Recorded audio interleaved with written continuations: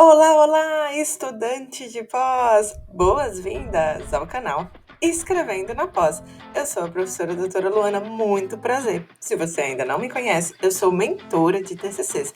Estou há mais de 10 anos ajudando diversas pessoas ao longo desse enorme Brasil a concluir seus trabalhos acadêmicos, seja de graduação ou de pós-graduação. E se você ainda não é inscrito ou inscrita nesse canal, já se inscreve, porque toda semana tem vídeo novo e novidades. Então, o vídeo de hoje eu vou te contar uma pergunta que eu recebo demais lá no meu direct do Instagram e nos meus atendimentos e ao longo das redes sociais, que é: professora Luana, como o ChatGPT me ajuda a escrever o meu TCC? Entenda, se você está na graduação, se você está no MBA, na especialização, ou até mesmo no mestrado, ou até mesmo se você aí está na pós e quer fazer o seu artigo, esse vídeo é para você, tá bom? Já clique no like e compartilhe com aquele amigo que pode precisar desse conteúdo. Então, vamos lá? Primeiro ponto, o ChatGPT, ele é uma ferramenta muito útil, né? Certamente, se você está aqui nesse vídeo, ou você testou, ou você ainda vai testar. Então, ela é uma ferramenta extremamente útil para a geração de ideias. Como assim, professora Luana? Ela pode te ajudar a gerar e expandir conhecimento sobre um tema específico através de exemplos. Vamos ver aqui um exemplo prático? Esse print eu tirei exatamente do ChatGPT. Então, você sempre vai iniciar com essa pergunta aqui, ó. Olá, Olá, tudo bem, né? Você vai colocar me ajuda a tal coisa. Eu coloquei aqui, por exemplo, me ajuda a ter ideias de como expandir melhor o tema TDAH em adultos.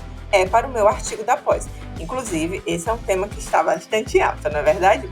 Certamente, ChatGPT me responde. Aqui estão algumas ideias para expandir o tema TDAH em adultos no seu artigo da pós. Exemplo, definição e diagnóstico de TDAH em adultos, explique o que é TDAH, como ele é, discuta os critérios. Aqui eu não coloquei o print restante, mas ele tinha dito várias coisas, como, por exemplo, discutir, trazer diagnósticos e tudo mais. E isso é útil para quê na prática? Por exemplo, você pode ter uma ideia de tema geral, talvez você ainda não delimitou. Se você quer saber como faz isso, já clica nos vídeos anteriores, que eu expliquei o passo a passo de como você escrever cada parte do seu artigo da pós. Então, ele te dá ideias e expande. E talvez até você já tenha escrito o tema, né, o seu tema específico aí, só que você quer um pouco de ideias a mais, você quer expandir. Então, dá tudo certo e você pode utilizar o ChatGPT nesse quesito. O outro ponto é na estrutura do trabalho. Pode te auxiliar na organização e estruturação do seu trabalho acadêmico. Por exemplo, dando ideias do que escrever em cada parte do seu trabalho. Quer ver uma coisa? Por exemplo, você pode perguntar lá: me ajuda a organizar e estruturar o meu artigo da pós? Certamente, responde o ChatGPT. Aqui estão algumas etapas e diretrizes para ajudá-lo a organizar e estruturar seu artigo da pós-graduação. Por exemplo, introdução. Comece com uma introdução clara, concisa, que apresente o tema do seu artigo e explique sua relevância e objetivo. Depois ele continua: forneça uma visão geral do conteúdo do artigo, escreva a estrutura em seguida, revisão de literatura. Se você, inclusive, quer se aprofundar mais nesse tema, já corre nos vídeos anteriores que eu expliquei o passo a passo do que você colocar em cada parte dessa, do seu artigo, do seu TCC de graduação, do seu TCC de MBA, especialização, ou até mesmo se você quer ter ideias na sua dissertação. Então, ele ajuda você a pensar numa estrutura e até mesmo, independente de você ser iniciante na escrita científica ou se você já pratica há um tempo, você pode expandir suas ideias e pode melhorar o que você já tem escrito, porque uma coisa que eu vejo, abrindo parênteses aqui, nos meus atendimentos, em geral, mentoria ou consultoria, muitas pessoas se veem travadas e às vezes elas não usam essa ferramenta a seu favor. Então, utilize a ferramenta a seu favor. E a seguir, você também pode utilizar o ChatGPT na conexão de ideias no seu próprio texto. E aí você pode tanto conectar, quanto ter essas ideias. Aqui, por exemplo, eu peguei um trecho de uma dissertação de um dos queridos mentorandos.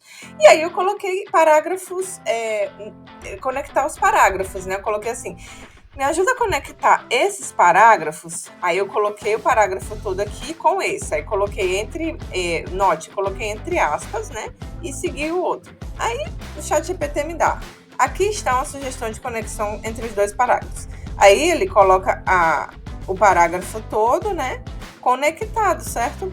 E isso pode ser muito útil para você, independente da sessão que você está. Porém, nesse caso aqui, particularmente, eu utilizei ali no levantamento de literatura ou referencial teórico, como seja aí a estrutura da sua instituição, certo? Então, você pode ir fazendo isso, até treinando ali, lembra no vídeo anterior, se você ainda não viu como lidar melhor, né, com as questões de bloqueios de escrita, eu trago essa questão da escrita livre. Por quê? Porque muitas vezes eu vejo que o que trava muita gente é não exercitar essa escrita e querer que o texto saia perfeito, e aí acaba travando e se enrolando bastante. Então você pode até escrever ali, às vezes quando você for parar para ler, fazer sua review, você vai ver, poxa vida, essa parte aqui não tá muito boa. E aí onde entra o ChatGPT. E também, ao longo do texto, você pode notar que você vai repetindo algumas palavras. Isso não é legal na sua escrita científica. Então, você pode utilizar ele para sinônimos e melhorias, como, por exemplo, alternativa de palavras e melhorias gramaticais. Vamos ver um exemplo. Por exemplo, o conectivo me ajuda com sinônimos para a palavra mediante isso. Vamos imaginar que ao longo do seu texto, ou ali na sua introdução, ou seja, qual seção você está aqui se debruçando neste momento, você coloca muitas vezes a palavra mediante isso e você quer trocar, tudo bem? Então você coloca assim, ó, certamente aqui estão alguns sinônimos, né, para a expressão de mediante isso. Então, em virtude disso, com base disso, por conseguinte, em decorrência disso, portanto, assim sendo, nesse sentido, consequentemente, dessa forma, seguindo este raciocínio, veja, ele deu várias ideias que você pode substituir uma palavra repetida. Até uma dica adicional é essa: evite ficar repetindo. Muitas vezes, quando a gente está escrevendo, a gente não percebe, só quando a gente dá para outra pessoa ler que a gente acaba trazendo essa questão à tona. E, cuidado, eu preciso fazer um alerta para você. O ChatGPT, você vai utilizá-lo de forma ética e como apoio. Não, por exemplo, para você colocar e ele escrever o trabalho para você. Porque, note, ele não faz as citações nem na ABNT, nem APA Vancouver. Não até o momento que esse vídeo está sendo gravado, tudo bem? Então, no seu texto, faça as devidas citações à ABNT. O que acontece? Em alguns atendimentos, eu já vi algumas pessoas que ainda estão dando início na escrita científica, utilizar o ChatGPT copiando e colando as informações que estão sendo dadas lá.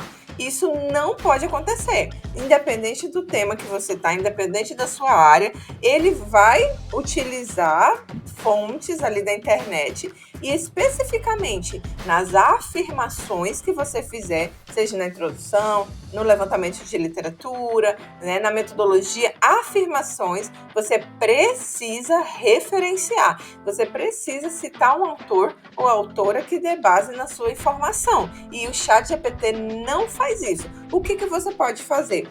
Eu quero que ele me ajude a escrever um determinado parágrafo. Se você escolher esse caminho de copiar e colar, que eu não recomendo, certo?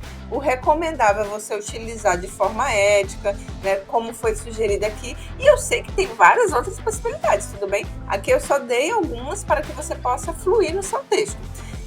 Copiei e colei um determinado parágrafo, certo? Nas afirmações, referencie. Pois se você não fizer isso, você vai estar caracterizando um plágio e isso não pode, porque ele dá afirmações sobre determinado tema e você precisa referenciar. Como que eu faço, Luana? É o seguinte, você busca a determinada informação específica, como autor ou autora do trabalho, como especialista aí na área, você vai saber o devido autor ou autora que utilizar naquela informação, naquela fonte, certo? Mas não copie e cole e sem citar, porque isso caracteriza o plágio, tudo bem? Então, esse foi o vídeo de hoje. Eu espero que você tenha gostado. Uma coisa que eu quero partilhar aqui você pode, a qualquer momento, clicar lá na capa do canal, vai ter o link da minha rede social e me compartilhar o que você está achando desse vídeo. Está fazendo sentido para ti? O que mais que você acrescentaria? Você pode, sim, entrar em contato e dar sugestões. Eu vou ficar muitíssimo grata se você fizer isso. Então, já curte, compartilhe e se inscreva no canal para ter acessos a novos vídeos toda semana. E como eu sempre costumo falar, estamos juntos!